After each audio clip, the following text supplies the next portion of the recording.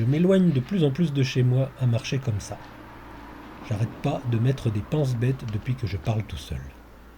Je vais tenter d'être moins bordélique, je vais ranger tout ce qui me vient dans la boîte des évidences de notre temps. Des choses qu'on n'imagine même pas que ça puisse être autrement, que ça n'a pas toujours existé, que ça peut s'arrêter ou changer. Tiens, l'oubli. Qui ne se désole pas de ce qu'on a perdu en route, hein ?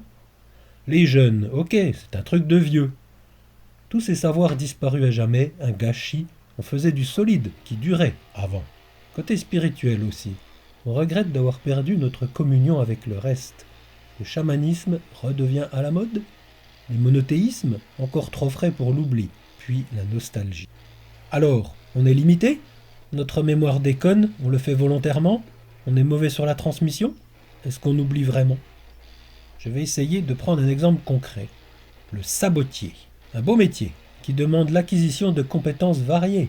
Les essences d'arbres qui conviennent, les bons gestes à maîtriser, les outils à affûter. Une fois terminé, une paire de sabots, c'est joli, durable et confortable quand on a pris le coup de pied. J'oublie certainement d'autres compétences pour faire d'un sapiens un excellent sabotier. Est-ce que j'oublie réellement ? Durant des siècles, les sapiens ont pratiqué cet artisanat, selon transmis de père en fils. Je ne connais pas de sabotière. De maître à apprenti, on marchait, on courait, on travaillait, on dansait en sabots. Alors pourquoi cette activité a disparu, ou presque ? On trouve de temps en temps une personne qui pratique encore, qui n'a pas oublié. Les touristes trouvent ça beau, noble, en achètent une paire pour les mettre sur un meuble en déco. Et non, ils ne se les mettent pas aux pieds, ou juste pour rire, et rechaussent vite leur godillot d'aujourd'hui. On se met aux pieds les souliers de son temps. Je consacre mon énergie, mon intellect, mon adresse à produire des chaussures plus légères, plus chaudes, plus confortables. En tout cas, je le pense. Aujourd'hui, on a à notre disposition une quantité astronomique de chaussures. Des pantoufles en passant par les tongs, bottes, escarpins. Des chaussures pour chaque activité d'un sapiens moderne. Le sabot obsolète. Ce n'est pas une incapacité à transmettre, un oubli volontaire, un complot anti-sabot. C'est un désintérêt, ni plus ni moins. On passe à autre chose qui nous paraît mieux adapté à notre temps.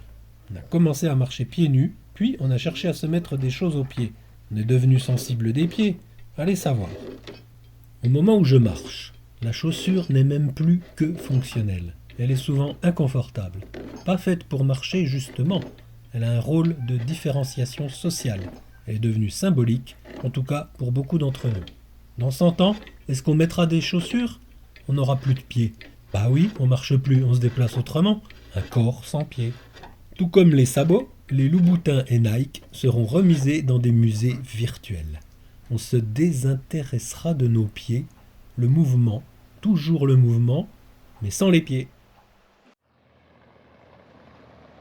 Encore un truc qui me vient, la politique.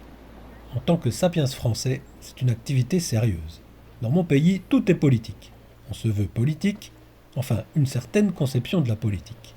Depuis 1789, on met la barre très haut dans ce domaine. Mais voilà, il semblerait qu'on se fatigue depuis 30 ou 40 ans. On a moins l'agnac, on se dépolitiserait. Pire, on le ferait consciemment, volontairement. Des enfants gâtés qui jetteraient aux ordures les sacrifices des générations passées. C'est un peu ça que nous reprochent nos professionnels de la politique. Femmes et hommes politiques de tous bords. Journalistes politiques, conseillers politiques, militants politiques, hauts fonctionnaires, économistes, philosophes, syndicalistes, adhérents associatifs. Enfin, des sapiens qui sont aguerris sur ce sujet. Je fais des généralités, mais je sens une rancune, une déception de la part de ces sapiens.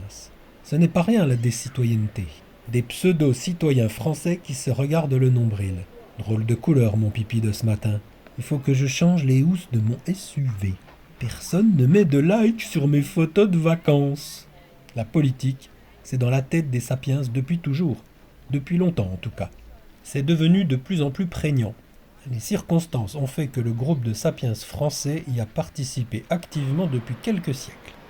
Les Lumières, Révolution, guerre, mouvements sociaux, droits de l'homme, liberté, égalité, fraternité, l'épanouissement de chaque sapiens, même la femme sapiens, presque. On n'a pas tout fait, mais on n'a pas donné notre part aux chiens, Paradoxalement, cette réputation nous met mal à l'aise aujourd'hui par notre soi-disant dépolitisation volontaire. Je reviens à mon sabotier. On pratique pas ou plus, donc on se désintéresse. Nos élites dirigeantes, peu importe le moment et la tendance, de ces 250 dernières années sont indisposées par une population qui développe un sens accru de la chose politique. Ça critique, rue dans les brancards, ça fatigue. Cette relation dirigeant-dirigé n'est pas nouvelle, elle est structurelle de nos sociétés sédentarisées. Je reviens à mes moutons, sans mauvaises intentions en utilisant ce mot. Tout doucement, de génération en génération, on est devenu des consommateurs, poussés par des politiques publiques qui mettent en avant le loisir, l'acquisition de biens matériels, de confort, de services de toutes sortes, qui créent le besoin. Les structures qui sensibilisent à la politique, syndicats, associations, partis politiques, les scouts, l'école républicaine, sont devenues has-been, la transmission au sein des familles ringarde. Réussis ta vie, mon enfant, gagne de l'argent, épanouis-toi selon tes désirs, la société te considérera. Il n'y a plus besoin de se préoccuper de politique, la paix est éternelle, le progrès est là, chaque sapiens trouvera son bonheur tout seul s'il en a la volonté. Génération après génération, la vie sera plus belle sur cette terre. La politique, dépassée comme le sabot, on a trouvé mieux, le loisir et la basket. Nos cerveaux se reconditionnent, s'activent sur d'autres occupations. On perd l'habitude de discuter de politique, de savoir en parler, d'entendre, d'argumenter, s'efforcer d'être compréhensible. Le citoyen ne citoyenne plus dans notre belle démocratie. Seul reste un petit groupe de sapiens professionnels de la chose. Ces sapiens-là grandissent dans un environnement où ce domaine est important. Ils y consacrent leurs études, acquièrent des connaissances, côtoient un monde qui parle de ça, ont des emplois liés au domaine politique. Pour eux, tout est évident, facile. Pourquoi les autres sapiens se détournent de la politique ? Ils le font exprès, ces décadents médiocres ? Ils attendent la dictature ou quoi ? Si je parle de phytosociologie à ce groupe de sapiens politicus, ils tomberont des nues pour la plupart d'entre eux. Ça n'a pas d'intérêt ou c'est secondaire. Difficile de maîtriser quelque chose dont on ignore tout ou presque, parce qu'on n'y a pas eu accès. De se dire que c'est important, de s'y intéresser simplement. Je ne connais rien à la phytosociologie. J'ai pris ce nom parmi des centaines d'autres qui remplissent les Dico ou Wikipédia. Nous vivons dans un monde de spécialistes, pointus dans leurs domaines respectifs, ce qui amplifie le cloisonnement de nos esprits. Ainsi va la vie pour Sapiens depuis 10 000 ans. Depuis quelques semaines, on voit le ventre d'une femme se déformer, gonfler. Son ventre est énorme. On dirait qu'il veut s'en aller, ne plus faire partie d'elle. Au début, elle vomissait. Je m'inquiète. Mais elle n'a pas l'air malade, elle rit même. Ses cheveux brillent comme le feu. Sa peau est toute douce. Elle mange tout le temps.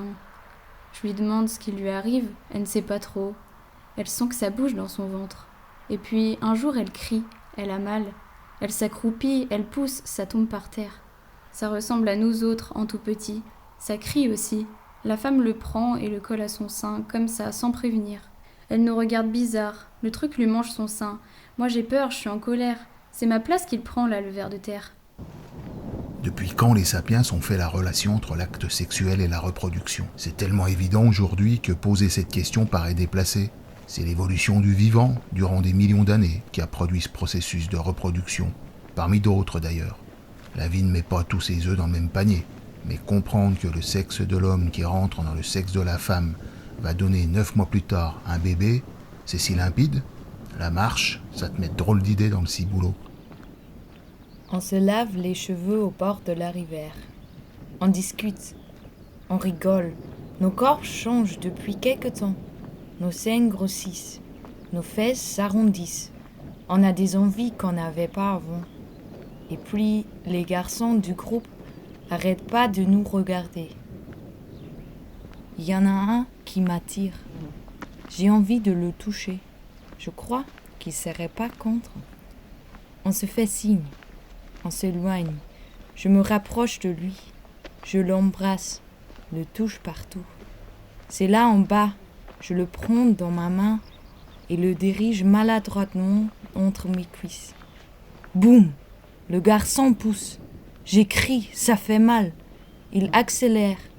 Va et vient, va et vient. La douleur est passée. Nouvelle sensation. Puissant, j'aime. Il crie, me remplit, tombe au sol, moi sur lui. On se regarde, on rit, on va recommencer, ne plus s'arrêter. Mon ventre s'arrondit. Les femmes me disent, tu vas avoir un bébé. Comment c'est arrivé? On ne sait pas. Ça arrive régulièrement et que pour les femmes. Le garçon me regarde différemment. Il s'éloigne, va rejoindre les autres garçons. Les filles s'approchent. Curieuses, elles me touchent. Pourquoi ça m'arrive à moi? Je vois bien que les autres se comportent pas comme avant. Surtout les hommes. Ils ont l'air agacés de ce changement. Les femmes qui ont déjà eu des enfants me disent que c'est normal. Les hommes sont comme ça. Ils ne comprennent pas ce qui se passe, pourquoi ça se passe. Ils pensent qu'on les abandonne, qu'ils n'ont pas leur place au milieu de nous les femmes. Pourquoi vous nous faites ça? Quoi leur répondre, on ne sait pas non plus. Ton enfant grandira, tu en auras d'autres peut-être. Les enfants, c'est utile pour que le groupe continue à marcher. Et les autres espèces vivantes, est-ce qu'elles savent? Un jour, j'ai vu un reportage sur des lions. On voyait un mâle chasser le vieux lion et prendre sa place. Il tuait tous les lionceaux. On nous expliquait qu'il voulait assurer sa lignée. Est-ce que c'est vraiment ça? Il se projette si loin? Il a conscience de ça? Il a peut-être simplement remarqué que quand les femelles n'ont pas de petits, elles sont disponibles pour la bagatelle. Eh oui, pas plus loin que ça.